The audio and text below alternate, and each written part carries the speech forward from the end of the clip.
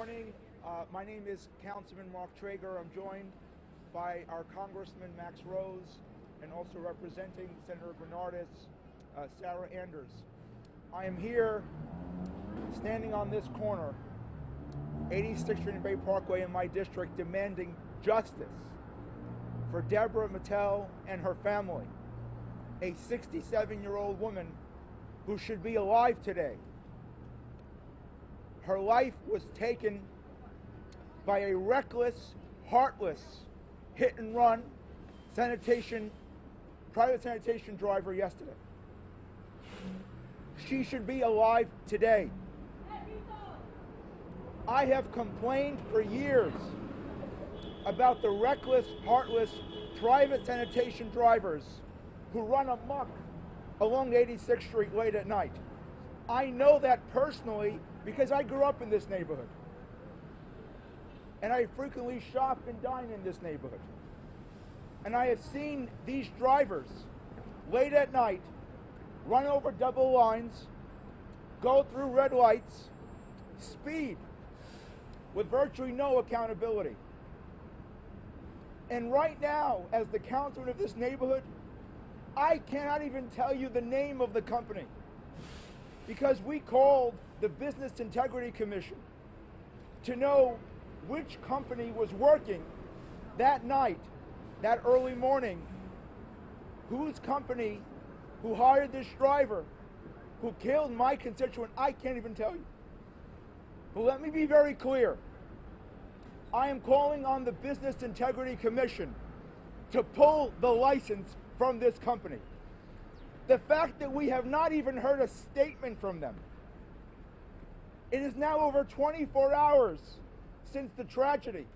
I have not even seen or heard a statement from this company to take any accountability. It is outrageous.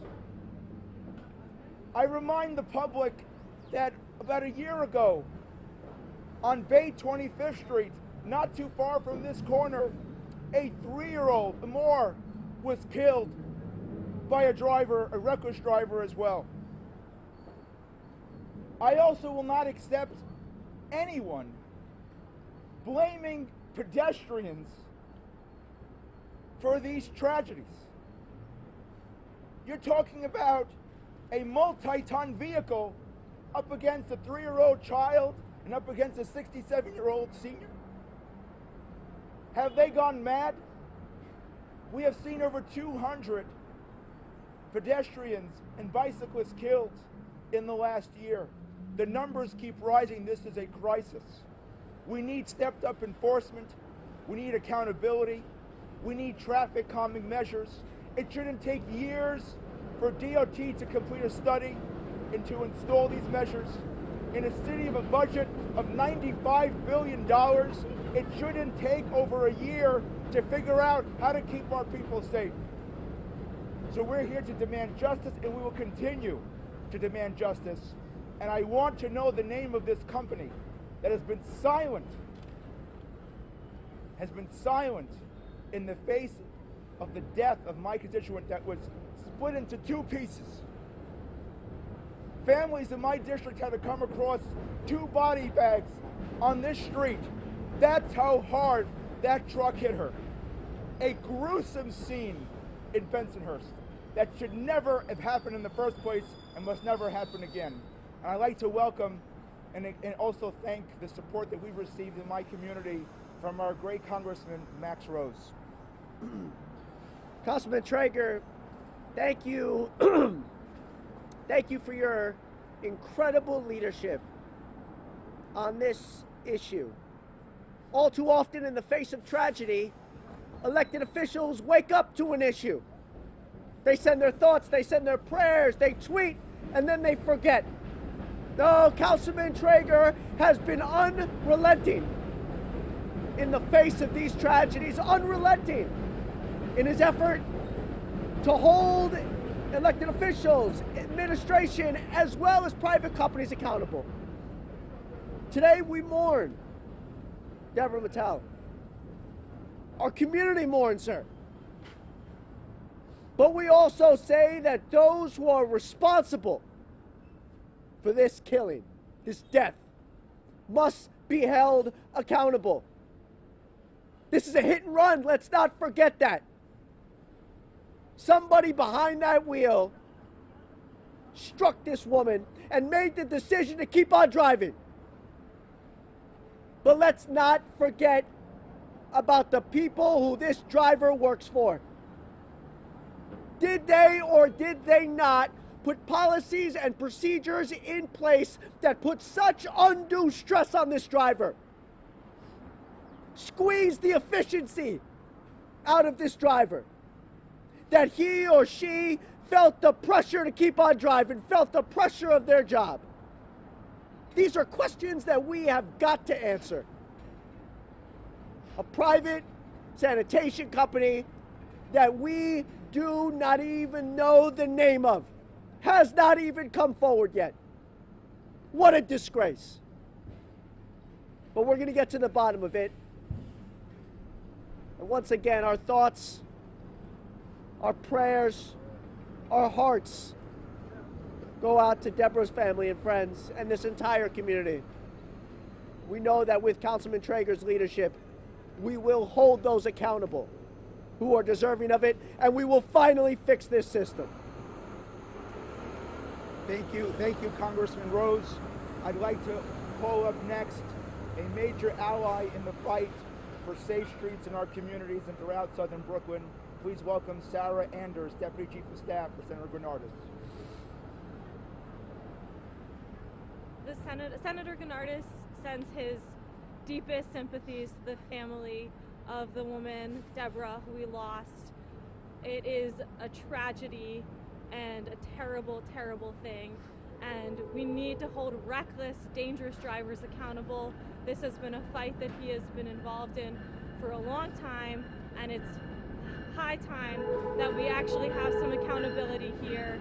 And he also wishes to emphasize that we need to pass the Hit and Run Prevention Act to de-incentivize drivers from leaving the scene of these heinous crimes. And there's so much more that we need to do. And I would like to thank, and he, the Senator Granardis, would very much like to thank Congressman Max Rose, Councilman Traeger, for their incredible leadership in all of the street safety measures that we need to take, because we can't lose more pedestrians this year than last year, and we have to do everything we can to save lives. Thank you. So just to summarize again, I grew up in this neighborhood, and I have personally witnessed myself the recklessness that many of these private sanitation drivers have operated their vehicles, crossing over double lines, blowing through red lights, speeding, with virtually no accountability. And that is why I believe wholeheartedly that what happened to Deborah Mattel was a preventable tragedy. What happened to 3-year-old Amor over a year ago was a preventable tragedy. We should not be burying our children, and Deborah should be alive today. And I think it is absolutely outrageous that we have not heard or seen a statement from the private sanitation company up to this point. It is outrageous. And the fact that the Business Integrity Commission has not issued a statement is also equally outrageous. We demand accountability and justice in the name of our families and our communities. And with that, I'll take any questions.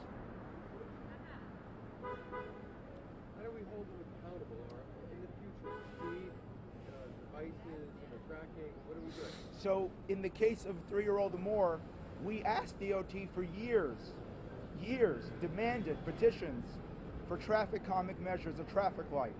And only after his death are they now installing a traffic light and other traffic calming measures.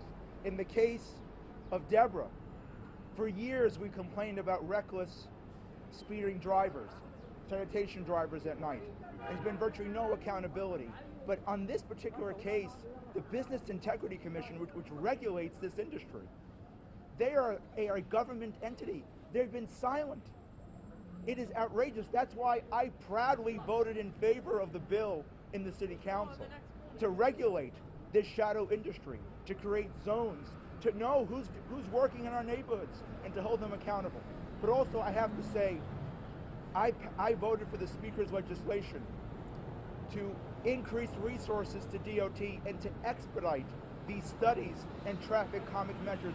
No one could convince me in a city of a $95 billion budget why it takes years to complete basic studies, why it takes years to install basic traffic calming measures. It is outrageous. We have to get our act together on behalf of our families. What do you think of the deputy chief saying that the victims should have been more careful? If the deputy chief saw what I saw growing up in this neighborhood, because this is personal for me. I grew up here on Bay Parkway, and I have seen for years the recklessness and irresponsible drivers from this industry operating at night with virtually no accountability, blowing through red lights, speeding. So if he saw what I saw, he would think twice before making that statement. I disagree with the chief wholeheartedly. Do you have any ideas to make this particular, like under the elevated, safer? Because I mean, people have complained about the, like, I don't know what they're called, but it's blocking the view and like it's just difficult to cross the street, which is why people do it in the middle of the street and not at the crosswalk. Well, I've actually put in DOT funding to, for example, people waiting for the bus to extend the sidewalk and the curbs. But again, with DOT, it takes years for things to get completed. But I think we also need just consistent, stepped-up enforcement. I mean, we have red lights for a reason. We have red lights for a reason. Right. You're not supposed to blow the red lights. And if you're going over 25 miles per hour, you have to be held accountable. We need sustained. This is not a new phenomena as far as trucks blowing. This has been going on for years. And now a 67-year-old woman has been taken from us. And folks, I also have to emphasize the point. Families in my community had to witness this murder, and they had two separate bags on the floor. Her body was split in two. That is gruesome, that is horrendous, and it should have never happened in the first place. That tells you the impact of how hard she was hit. Is there any progress in investigation? What's happening? This is to me so outrageous. We have heard nothing. My office reached out to Business Integrity Commission multiple times to know the name of the company. Still have heard nothing. We've asked the police department for the company's name. Still have heard nothing. Is there any surveillance media? We're asking police to give us all that information. But I will get to the bottom of who this company is. At some point we will know. And the fact that they have not even issued a statement to say that we take responsibility or this was our driver, we've heard nothing. That's why I believe their license should be pulled. And they should not be operating in the streets of my district. You reached out to them and they Yes. haven't No response up to this morning, no. Maybe after today's coverage they might call me back. Shouldn't companies, private companies working for the city or anything like that, trucks a certain size should have with new technology, speed, limiting devices, tracking. I mean, shouldn't they be, Look, if they're working for the city? I just have to say, right. I just have to say this. I don't think it requires any fancy technology to do something called applying the brake when you approach a red light. You need to know that you have double lines in the middle of the street for a reason. Yes, let's make use of technology, but it's also called apply the brake. It's called drive slow. It's called slow down. Be mindful of your surroundings. You're in a residential neighborhood. This is not a speed derby. That doesn't require fancy technology. Thank you. Okay? Thank you very much. All right.